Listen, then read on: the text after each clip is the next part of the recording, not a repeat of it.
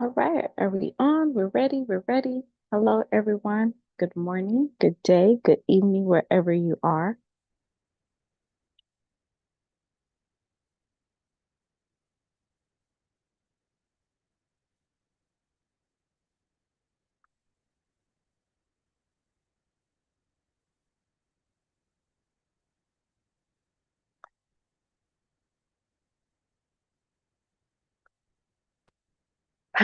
Okay, let's get it started. Hello, everyone. I am Bernita. Go by, you call me Bernita or Dr. V. I'm your brilliant solutionist.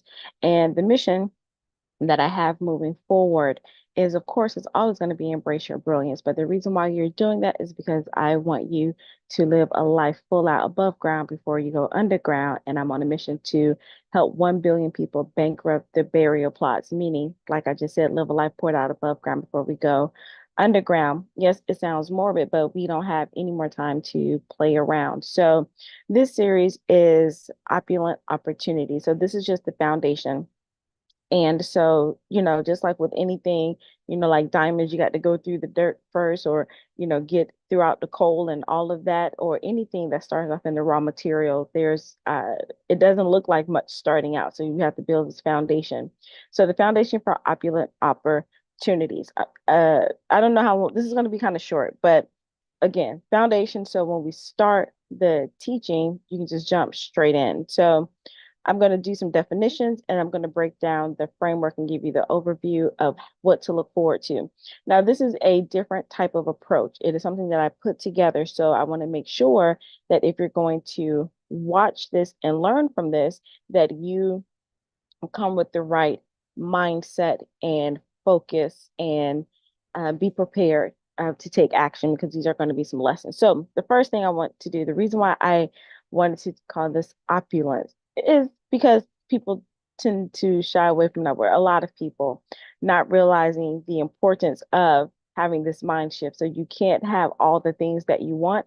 And if you were in my last series, about significance, there's something that you were created here to do, and it's going to take a different way of thinking, a different way of being before you can do the thing or have the thing, right? So this is just carrying on to that. I call myself the brilliant solutionist because I believe in helping brilliant people find the best possible solutions to the problems that they want to solve. And we go after big problems over here. So we're not talking about these little goals over here. So I help you do that. And another way to clarify that or to mention that is to help you deal with the messiness in your mind so you can get to the manifestation or the money that you desire. So it's really about mindset and a way of thinking. So this series is about elevating your way of thinking. So what is opulent? By definition, y'all know I'm an educator, got full on notes here.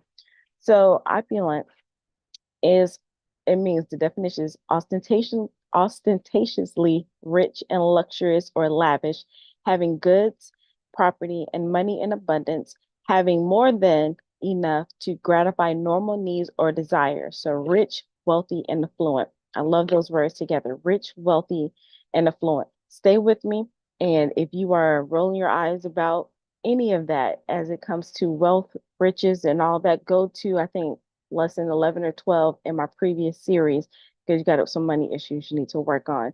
And you can't live out your full mission and purpose in life without resources. And guess what? Resources are not just your time and energy, it is money too, but it all needs to be elevated. All right, so that is the definition of opulent. Now, the definition of opportunity: a set of circumstances that make it possible to do something, a chance for employment or promotion, a possibility due to favorable combination or circumstances. So let me go back to the definition of employment, because I believe a lot of people have jumped on, becoming small business owners, self-employed, or entrepreneurs. They're all different.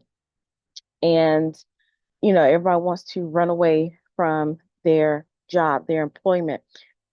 Part of opulent opportunities and opulent thinking, you start where you are right now. And I know I keep saying I'm not going to go through these long tangents, but I know for me, the shift did not happen until I really changed the way I started acting as an employee first. So the mind shift that you need to understand is that employment means the condition of having paid work, the action of giving work to someone. So, regardless if you are a small business owner, a mogul, an entrepreneur, self-employed, an employee, we are all still finding ways to get paid for our work and giving our work for other people. So let's not confuse that. Let's not jump ship from your employment, your employee, because of your attitude and don't want to do anything and being all this unfulfilled.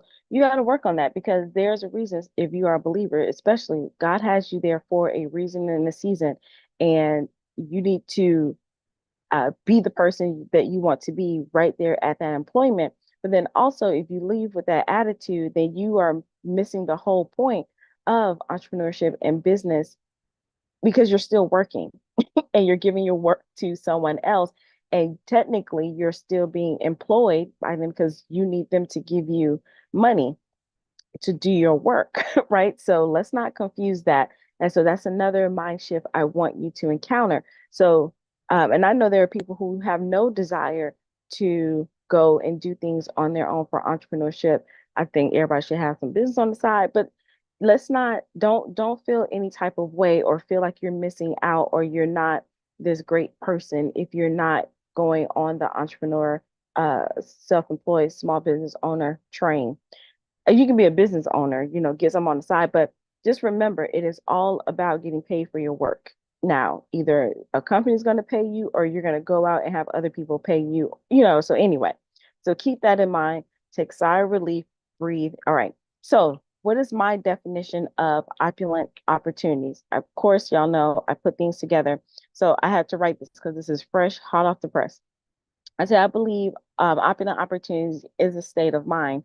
It's about expanding and elevating your way of thinking to attract or create a set of rich, wealthy, affluent conditions that increases your chances of greater income, impact, and influence. So we already know that that's the trifecta of a thriving business: income, impact, and influence. So I said, you are your first business. So before you go out there trying to start your own and get LLCs and stuff, remember, you at your core, you are your first business. And in your first business, it is your responsibility to set the conditions for impact, income, and influence.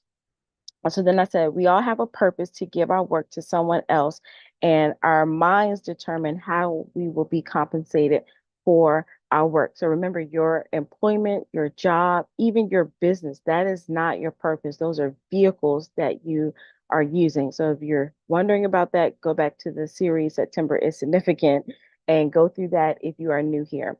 All right, so the groundwork that I want to talk about, how this is going to go for opulent opportunities, is I'm going to use this mathematical concept as the framework. Now, I'm not going to teach you any math, but I am going to use these principles that I studied in depth when I was getting my dissertation, and the 8 standards for mathematical practices. So I did my entire dissertation was set on that through the lens of leadership. And then as I was preparing, I was like, okay, God, where do you want me to go next? And he kept giving me this thought, and it's been rattling in my mind. I was like, I don't know if I want to do that. But then I do the threads. If you all follow me on threads, I just do a devotional insight, just about every day. And one of the things I convicted my own self about being obedient and doing what you need to do, regardless of what it may feel like or look like, because God will order the steps and make a way if he told you to do that. So I didn't have everything all figured out. And I was just like, all right, I yielded to it. And here we are. So I want to lay the foundation first, so then you'll have a better understanding once we start the series. So this framework, it can be used in any area. It can be used in business, mindset development, and personal leadership, which is also personal growth, but I call it personal leadership now. So I'm going to take you through that framework in the series, but it's all about the way of thinking. When this first came about, if you were a student at a certain time, or if you were a parent of a student around when did this, like 2010, 2012-ish, I started, yeah, that's when I really started doing my dissertation. 2012 and 2015 is when I finished. That was when Common Core and Common Core state standards came out, and in the education world, everything was like turned upside down. And I was like, why? We've always had standards in learning. So what was the problem? The problem was people didn't understand the approach, and then it wasn't rolled out as effectively as it could have been. And I can speak to that because I used to be on curriculum writing teams for that before they started rolling it out, in that world, pretty big deal. I'm just saying. And so I had this understanding, and I remember doing consulting work, and people were just like all up in a tizzy about how to make this work. And so it was a mess. But when I started doing the deep dive, I was like, this is only about how to think about solving mathematical problems and the math that happens in the real world. People have, their views and perspectives about Common Core or whatever the new standard is. I've been out for a while, but we all need standards to follow, right? If you're a believer, the Bible is a standard to follow. So your employment, or even if you have a business, you have SOPs, standard operating procedures. So we all have standards to follow. So it just baffled me.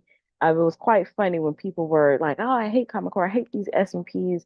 And it was like, if you actually use them for what they were intended for, our students would have been better thinkers. And if you want to have students to be better thinkers, you need to have teachers to be better thinkers. You need administrators to be better thinkers. So my dissertation focused on the leaders over the mathematics department. So that was the background of that, to let you know why I know God was like, "Hey, go ahead, use this." And so I'm trans juxtaposing, transferring that over into how we're thinking about our lives to make sure that we can attract those rich, wealthy, and affluent opportunities. Now, rich and wealth is not always tangible, because you have to be that and think that first before it becomes tangible. So you got to do some work in your mind. You have to think richly, wealthy, and abundantly. And those are all biblical words too, by the way, in case you're still side-eyeing. So it's not just, don't be fooled saying that you don't care about those things. Well, that's why you're getting certain type of opportunities. I'm also doing this as personal development for myself and personal growth for myself, because I can remember some opportunities were that came my way, that were rich, wealthy, and abundant, but because of my own thinking and how I was looking at things, I wasn't able to fully bring them in and make them turn the possibilities and turn them into reality. So let me know if you've experienced that. We say, well, opportunities pass you by. They don't pass you by. They're waiting for you. They're around you, but you have to open up your mind to be able to attract them. And then you have to think in a way, or be a certain type of way for your mind to go and start creating those types of opportunities. So things are, when people say, well, things don't just come to you, they do. They do. And not to get too deep, but when God created us, He created everything we needed here. So everything that we possibly has already been around. I used to frustrate me. I was like, well, I need something right now. But there are some things that we have to do. We have to open our minds spiritually also to see, and then start operating in the practical. So the Bible is not just about, religion and just going to heaven. He gives us instruction on how to be the conquerors and the kings and queens over this dominion that we have here, our territory. All right. So I promise we're going somewhere with the S&P, the 8 standards for mathematical practice. So let's get into it. I wanted to tell you that I'm just going to give you the titles of them, and then throughout the series, I will break them down. So I don't want to have to keep going through the titles over and over. So here are the 8 standards for mathematical practice. And when I read the titles, you'll probably start seeing how this could relate to opulent opportunities and opulent thinking as it relates to your mind, your mindset, and then you can start aligning to your personal leadership. And then that will help you whether you want to become a better employee or a better self-employed business owner or entrepreneur or whatever. But all of this, I want you to stay with me. All right. So the first standard for mathematical practice. So remember, this is just the framework, the lens that we're going to use to talk about opulent opportunities. All right. So make sense of problems and persevere in solving them. That was a mathematical principle. That one is usually the foundation of every single problem you can approach. So I'm trying to stop myself so I don't go into teaching mode. This is just a foundation. The second one is reason abstractly and quantitatively. So when I do the series, I will give you the mathematical definition of that, and then I will show you how it applies, in your life as it relates to opulent thinking. But I want you to wrestle with this yourself, and that way when you come to the series, either you can agree with what I'm going to say or you can also share your insight. So that's part of opulent thinking, for you to start thinking of your own or ways to apply this before you hear my approach. All right. So number three is construct viable arguments and critique the reasoning of others. When I was teaching and consulting and as a professor, we didn't talk too much about this when I became a professor, but especially when I was teaching and consulting, this was the part. And when I helped administrators observe classrooms and evaluate those classrooms, I was like, key number one, if the students aren't conversing amongst themselves about the topic, then that is not a mathematically rich classroom.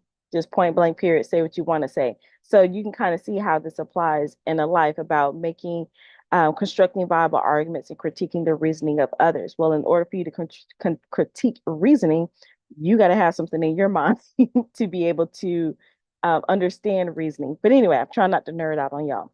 All right. Um, S&P 4 model with mathematics. Now, this isn't to do actual math computation. This is about how to apply those theories and equations and things like that into a real world setting. We use mathematics every single day, believe it or not. So when it says model with mathematics, how are you taking the application of it and making it practical? All right. And number five is use appropriate tools strategically. With the world, I'll just say this, even with AI, this is still relevant, because just because a tool is there for you to use, it may not be appropriate in the situation.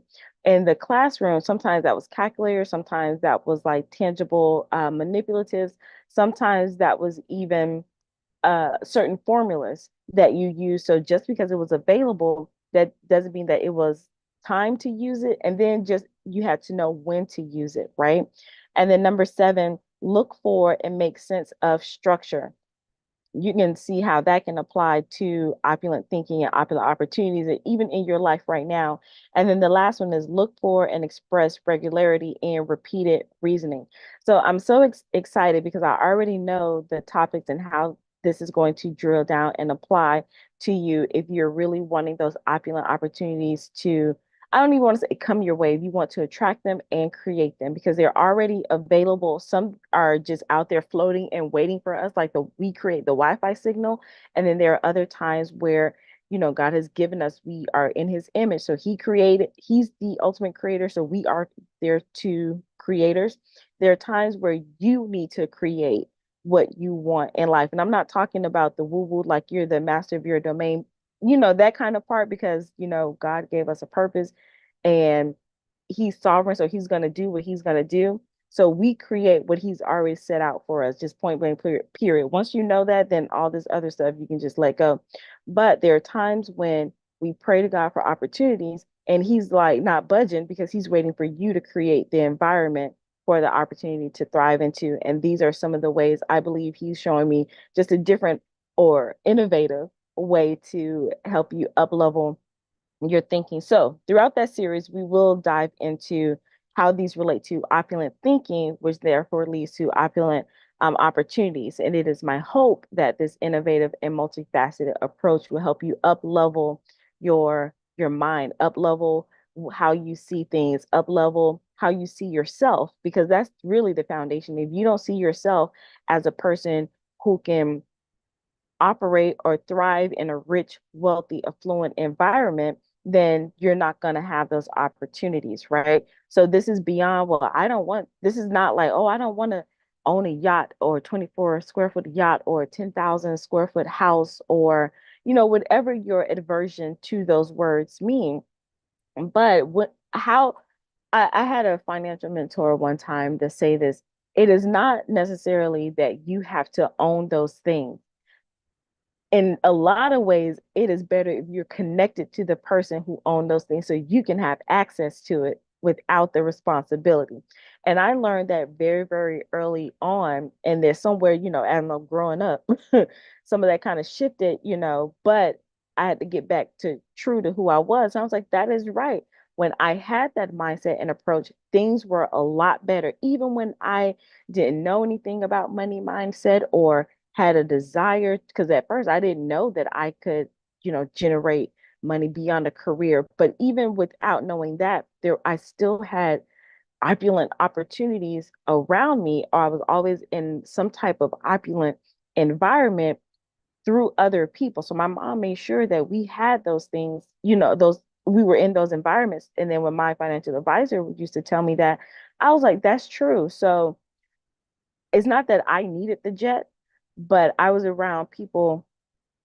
My dissertation chairs, they own planes. So those are just some of the things that I want you to start thinking about. Like when you're talking about rich, wealthy, and affluent, when you get in those environments, you will be surprised how your mind starts opening up, right? So the going through the 8 standards for mathematical practice, using that framework, that's the practical way, because I can tell you, oh, open up your mind or, be in this environment. I can tell you those kind of abstract thinking ways, but I want to drill down so that you'll know that it's not just about obtaining the tangible. You have to till the soil in your mind so that when you get in those environments, like I can say, you can own nothing, but still fit in and be I want to say present and let your light shine. My goodness, that was hard for me to say.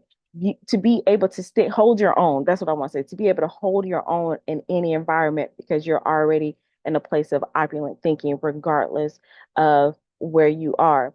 And that is really where true wealth and abundance is, to be able to thrive in that. And then it can be manifested into the tangible. All right. So regardless, if you want to up level what you're producing and attracting, you have to do it in your mind. So that we're going beyond the surface. We only have a few more days left in this year, but whenever you're watching this, this still applies to you. This is definitely time for you to get the soil tilled and whatever you need to do as we go into another season. But let's not wait until we go to get into the other season, because what was the definition of opportunity? I think when luck meets preparation. I think that was something like that. If you know it, put it down in the comments below. But the things another reason why we don't get the opportunities that are still around us, because we're not prepared for them. So you also have to prepare for the opportunity. So the opportunity could be right here, and you can do that in any area of your life. I need to go back and remind you all that this applies to the 15 plus areas of your life, not just in business.